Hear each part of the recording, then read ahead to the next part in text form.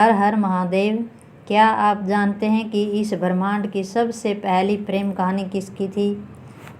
वह प्रेम जो मौत से भी हार नहीं मानी, वह प्रेम जिसमें आग भी पूजा बन गई, और वह त्याग जिसने शिव जैसे योगी को भी बना दिया प्रेमी। आज हम आपको बताने जा रहे हैं दुनिया की पहली और सबसे पवित्र प्रेम गाथा, सती और भगवान शिव की कथा। यह सिर्फ एक प्रेम कहानी नहीं, बल्कि त्याग, भक्ति और आत्मसम्मान की एक मिसाल है जो युगों युगों तक अमर है। इस वीडियो में हम आपको बताएंगे कि सती कौन थी, शिव से उनका प्रेम कैसे हुआ और कैसे यह प्रेम ब्रह्मांड की सबसे दर्दनाक लेकिन दिव्य कथा बन गया। तो वीडियो को अंत तक जरूर देखें। बहुत समय पहले की बात है। ब्रह्मा जी के पुत्र दक्ष प्रजापति, जो बहुत ही शक्तिशाली और अभिमानी राजा थे, उन्हें एक ऐसी पुत्री प्राप्ति हुई जो कोई साधारण कन्या नहीं थी। वह स्वयं आदि शक्ति का अंश थी। उनका नाम था सती। सती का जन्म कोई सामान्य घटना नहीं थी। जब ब्रह्मांड की शक्तियों में असंतुलन हुआ, तब देवताओं ने आदि शक्ति से प्रार्थना की कि वह एक बार फिर अवतरित हो, जिससे धर्म की रक्षा हो। तब सती का जन्म हुआ, एक दिव्य कन्या के रूप में, जो तेजस्विनी थी और करुणामयी। बचपन से ही सती को आध्यात्मिकता की ओर आकर्षण था। खेल कूद या राजसी वैभव से उनका मन नहीं भरता था। वे अक्सर ध्यान में बैठ जाती और हर बार उनके ध्यान में और कोई नहीं बल्कि वह योगी होते जो शमशान में रहते थे, शरीर पर भस्म लगाते थे और जिनके नाम से पूरा ब्रह्मांड कांपता था। वह थे महादेव शिव। सती बड़ी होती गई, लेकिन उनके मन में एक छवि बस गई थी भगवान शिव की, जिनको कभी देखा नहीं था, सिर्फ सुना था। वह योगी जो संसार से परे हैं, जिनका ना कोई घर, ना आभूषण, ना कोई मोह, लेकिन सती को उन्हीं से प्रेम हो गया। यह कोई सांसारिक प्रेम नहीं था, यह आत्मा का जुड़ाव था। सती जानती थी कि उनका जीवन शिव के बिना अधूरा है, लेकिन उनके पिता दक्ष इस प्रेम के सख्त खिलाफ थे। उन्हें लगता था कि शिव तो जंगली है, नाग पहनते हैं, भस्म लगाते हैं, वह कोई योग्य वर नहीं। लेकिन सती ने संसार के विरोध की परवाह नहीं की। उन्होंने प्रण किया कि वह तप करेगी और शिव को पति के रूप में प्राप्त करेगी। कठिन तपस्या शुरू हो गई। पहाड़ों पर रहकर, अन्न जल त्याग कर, ठंडी हवा में बैठकर उन्होंने वर्षों तक शिव का ध्यान किया। उनका शरीर दुर्बल हो गया, लेकिन मन अडिग रहा। उनके इस प्रेम और तप ने पूरी सृष्टि को हिला दिया। सती की तपस्या इतनी गहन थी कि देवताओं तक को हैरानी होने लगी। एक दिन कैलाश पर ध्यान मगन शिव की समाधि में सती की भक्ति की तपस्या पहुंची। उनकी आंखें खुली। उन्होंने पहली बार इस स्त्री की तपस्या को महसूस किया जो उन्हें पति रूप में चाहती थी, बिना किसी शर्त, बिना किसी स्वार्थ के। शिव मुस्कुराए। वह जान गए कि यह कोई साधारण प्रेम नहीं है, यह वही आदि शक्ति है जो अनादिकाल से उनकी अर्धांगिनी रही है।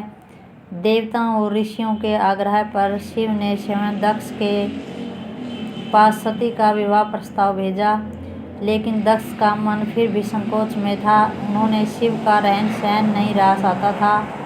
फिर भी देवताओं के दबाव और सती की इच्छा को देख उन्होंने हाँ कर दी, पर मन में एक गांठ बांध ली। शिव बारात लेकर पहुँचे, लेकिन कैसी बारात! देव, भूत, पिशाच, नाग और गणों से भरी हुई। राज दरबार सन्न रह गया। दक्ष को यह विवाह अपमान की तरह लगा, परंतु सती प्रसन्न थी। उन्हें उनका शिव मिल चुका था। सती व शिव का विवाह हो गया, लेकिन दक्ष के भीतर एक चुपचाप धधकती आग सुलग रही थी, अहंकार की आग। उन्हें लगता था कि वे ब्रह्मा के पुत्र हैं, सारे देवताओं से बड़े हैं, और शिव जैसे ओघड़ योगी को अपनी बेटी देकर उन्होंने कोई उपकार किया है। दक्ष को शिव का शांत, विरक्त, नियमों से परे जीवन रास नहीं आया। वह हर जगह राजसी ठाठ देखना चाहता था और शिव तो भस्म में लिपटे त्रिशूल लिए घूमते थे। धीरे धीरे उसका तिरस्कार बढ़ता गया। कई बार सभाओं में वह शिव का मजाक उड़ाते, उन्हें अपशब्द कहते। कौन है यह जो शमशानों में बैठता है, जो न वेद पढ़ता है न रीति जानता है। शिव इन सब बातों पर मौन रहते। उनका मौन ही उनकी शक्ति थी। लेकिन सती सब कुछ सुनती और भीतर ही भीतर टूटती जा रही थी। एक ओर था उनका पति जो सन्यासी होकर भी प्रेम का देवता था, और दूसरी ओर था उनका पिता जो अहंकार में अंधा हो चुका था। समय बीतता गया। एक दिन दक्ष ने भव्य यज्ञ का आयोजन किया। ऐसा यज्ञ जिसमें सारे देवताओं, ऋषियों व राजाओं को आमंत्रित किया, लेकिन जानबूझकर शिव और सती को आमंत्रण नहीं भेजा गया। जब यह समाचार सती को मिला तो उनके भीतर कुछ टूट गया। उन्होंने सोचा कि मैं बेटी हूँ, पिता के यज्ञ में न जाऊँ तो कौन जाए। शायद वे शिव से नाराज नहीं होंगे, सब ठीक हो जाएगा। शिव ने बहुत समझाया, सती जहाँ तुम्हारा अपमान हो सकता है वहाँ जाना आत्मा का अपमान है। पर सती के मन में अपने पिता को लेकर एक उम्मीद बाकी थी। वह अकेली चल पड़ी बिना आमंत्रण के पिता के घर। परंतु जैसे ही वह वहां पहुंची, दक्ष ने उनके सामने शिव का अपमान करना शुरू कर दिया। उसने कहा कि वह कोई देव नहीं, वह तो अघोरी है, भूतों का राजा है, और तुम मेरी बेटी होकर उस योगी की पत्नी बन गई। सती स्तब्ध रह गई। यह केवल शिव का नहीं, उनके प्रेम का, उनकी आस्था का और उनके अस्तित्व का अपमान था। सती अपने पिता की बातें सुनकर भीतर से हिल गई। वह शिव का अपमान सहन नहीं कर सकी। उनके नयनों से अश्रुधारा बहने लगी, पर हृदय में एक ज्वाला धधक उठी थी, आस्था के अपमान की ज्वाला। भीड़ के सामने सती ने कहा कि जिस पिता ने मेरे प्रभु का, मेरे पति का, मेरे विश्वास का अपमान किया है, उनकी गोद में बैठने से अच्छा मैं इस शरीर को ही त्याग दूं। फिर सती ने अपने दिव्य शक्तियों से यज्ञ अग्नि में प्रवेश कर लिया। वह भस्म हो गई। सारे ब्रह्मांड में सन्नाटा छा गया। देवता कांप उठे। यह कोई साधारण मृत्यु नहीं थी, यह प्रेम का चरम बलिदान था। वह शरीर त्याग चुकी थी, लेकिन उनके प्रेम ने एक इतिहास रच दिया। शिव जो अब तक तप में लीन थे, जैसे ही शिव को सती की मृत्यु का समाचार मिला, शांत रहने वाला योगी रुद्र बन गया। उनकी आंखों में आंसू नहीं, अब ज्वालाएं थी। वह क्रोध में भर उठे। उनकी जटाएं बिखर गई। त्रिशूल आकाश की ओर उठा और पूरा ब्रह्मांड उनके रौद्र रूप से कांप उठा। शिव ने तुरंत वीरभद्र और भद्रकाली को प्रकट किया। उन्होंने आदेश दिया, जाओ दक्ष के यज्ञ को नष्ट कर दो। वीरभद्र ने यज्ञ स्थल पर पहुंचकर सब कुछ तहस नहस कर दिया। देवता, ऋषि, याचक कोई नहीं बचा। दक्ष का सिर काट लिया गया, लेकिन शिव का क्रोध अभी शांत नहीं हुआ। वे सती के जले हुए शरीर को अपनी गोद में उठाकर ब्रह्मांड भर में घूमने लगे। उनका यह विकराल तांडव देखकर सभी देवता भयभीत हो गए। यह तांडव केवल प्रेम के खोने का नहीं था, यह था आत्मा के अपमान, विश्वास की हत्या और स्त्री स्वाभिमान को कुचलने के विरुद्ध उठी हुई अग्नि। शिव का तांडव थमने का नाम नहीं ले रहा था। वे सती के शरीर को अपने कंधे पर उठाए ब्रह्मांड में घूमते रहे। हर कदम पर पृथ्वी कांपती, दिशाएं डर से थर थर कांपने लगी। देवताओं को लगा कि अगर यह तांडव नहीं रुका तो सृष्टि समाप्त हो जाएगी। तब भगवान विष्णु ने सृष्टि की रक्षा के लिए एक निर्णय लिया। उन्होंने अपने सुदर्शन चक्र को चलाया और जहाँ जहाँ सती का अंग गिरा, वहाँ वहाँ शक्तिपीठों की स्थापना हो गई। कहा जाता है कि सती के शरीर के 51 भाग धरती पर गिरे और आज उन स्थलों को हम शक्तिपीठ के नाम से जानते हैं। शिव अंततः शांत हुए, लेकिन उनका हृदय टूट चुका था। वे फिर समाधि में लीन हो गए, दुनिया से दूर, प्रेम से दूर, बस मौन में डूबे हुए। यह प्रेम हार गया था, लेकिन उसी हार ने भारतवर्ष को शक्ति साधना का मार्ग दे दिया। सती का प्रेम अमर था, शरीर भले ही भस्म हो गया हो, लेकिन आत्मा तो शिव से जुड़ी थी, और जो शिव से जुड़ जाए वह कभी समाप्त नहीं होता। सती ने पुनर्जन्म लिया, इस बार राजा हिमवान और रानी मैना के घर एक दिव्य कन्या के रूप में। उनका नाम रखा गया पार्वती। बचपन से ही पार्वती अत्यंत सौम्य, बुद्धिमान, तपस्विनी प्रवृत्ति की थी। जैसे जैसे वह बड़ी हुई, उनका आकर्षण फिर से शिव की ओर होने लगा।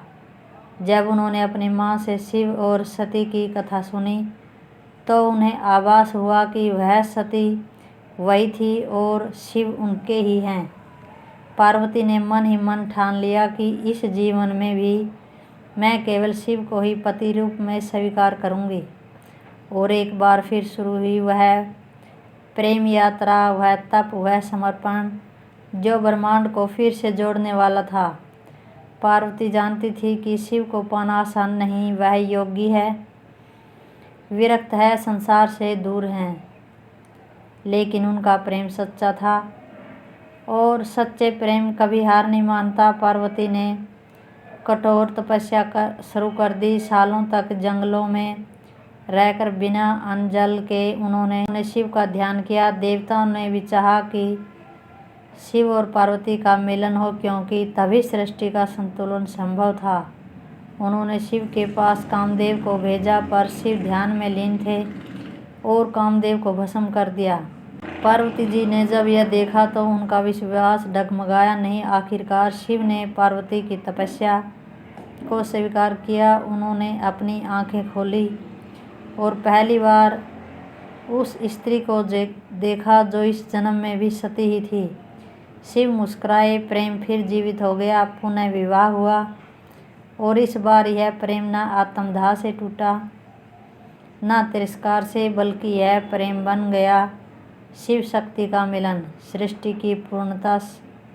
सती की कथा सिर्फ एक प्रेम कहानी नहीं, यह उस स्त्री का संकल्प है जो अपने प्रेम और आत्मसम्मान के लिए ब्रह्मांड से भी भिड़ गई। उन्होंने पिता का विरोध सहा, समाज की आलोचना झेली और अंत में अपने प्रेम के मर्यादा के लिए प्राण त्याग दिए। शिव वह कोई साधारण देव नहीं थे। वे मौन रहते हैं, लेकिन जब अपमान होता है तो उनके आंसुओं से भी महाप्रलय हो सकता है। सती के वियोग में उन्होंने नाचते नाचते ब्रह्मांड को हिला दिया, पर उस प्रेम को फिर से जीवित करने के लिए वे जीवन भर तप में लीन हो गए। इस कथा में एक रहस्य छुपा है। सच्चा प्रेम ना कभी मरता है, ना झुकता है, वह बस समय लेता है खुद को फिर से प्रकट करने में। तो जब भी कोई कहे कि दुनिया की पहली प्रेम कहानी क्या थी, तो यह याद रखना कि वह शिव और सती की थी, वह आत्मा और परमात्मा की थी। वह प्रेम था जो मृत्यु से नहीं डरता। अगर यह कथा आपके हृदय को छू गई हो तो इसे ज़रूर लाइक करें, कमेंट में हर हर महादेव लिखें। हर हर महादेव।